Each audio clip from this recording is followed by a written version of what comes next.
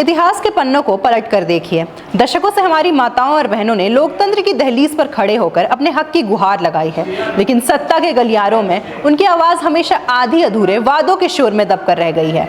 राजनीति के गलियारों में सालों से महिला आरक्षण की चर्चा तो होती रही, वादे भी बहुत किए गए, लेकिन जब बात हकीकत में बदलने की आई तो मामला फाइलों में ही दबा रह गया।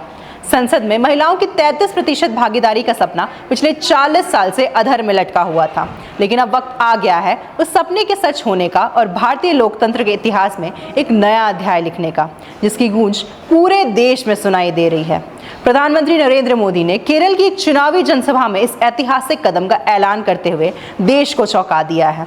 पीएम ने साफ कर दिया है कि महिला आरक्षण को धरातल पर उतारने के लिए सरकार ने 16, 17 और 18 अप्रैल को संसद का एक विशेष सत्र बुलाने का फैसला किया है।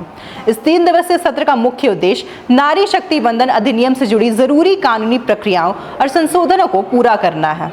सरकार की मंशा साफ है कि साल 2029 के लोकसभा चुनावों से ही हमारी बहनों को पार्लियामेंट और विधानसभाओं में 33% सीटों का लाभ मिलना शुरू हो जाए।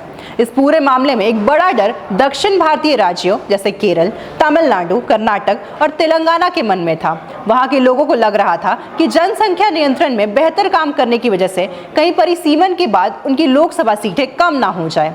प्रधानमंत्री ने इस शंका को सिरे से खारिज करते हुए भरोसा दिलाया है कि किसी भी दक्षिण भारतीय राज्य के साथ अन्याय नहीं होगा।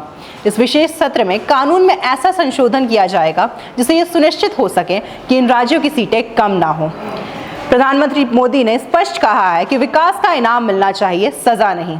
प्रधानमंत्री ने इस मौके पर विपक्षी दलों, खासकर कांग्रेस और एलडीएफ से भी भावुक अपील की है। उन्होंने कहा कि महिलाओं का यह हक पिछले 40 साल से लटका हुआ है और अब इसे और नहीं लटकाना चाहिए। उन्होंने देश की महिलाओं से भी आग्रह किया है कि वे सभी राजनीतिक दलों पर दबाव डालें ताकि ये कानून बिना किसी विरोध के सर्वसम्मति से पास हो सके। पीएम का कहना है कि ये किसी राजनीतिक हार जीत का विषय नहीं है, बल्कि नारी शक्ति को उनका वास्तविक सम्मान दिलाने का मिशन है। तो आने वाली 16 अप्रैल से 18 अप्रैल की तारीखें भारत के सुनहरे भविष्य की नींव रखने वाली साबित हो सकती है। अगर ये कानून इस विशेष सत्र में पारित हो जाता है तो 2029 के चुनाव में हम सभी माताओं और बहनों को संसद की कुर्सियों पर भारी संख्या में देश की तकदीर लिखते हुए देखेंगे। महिला सशक्तिकरण की दिशा में उठाए गए इस कदम को आप किस तरह देखते हैं?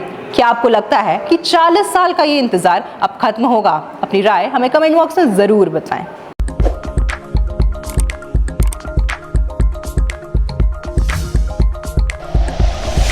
Like and share videos, subscribe करें हमारा चैनल और प्रेस करें बेल आइकॉन। News 11 भारत, सच है तो दिखेगा।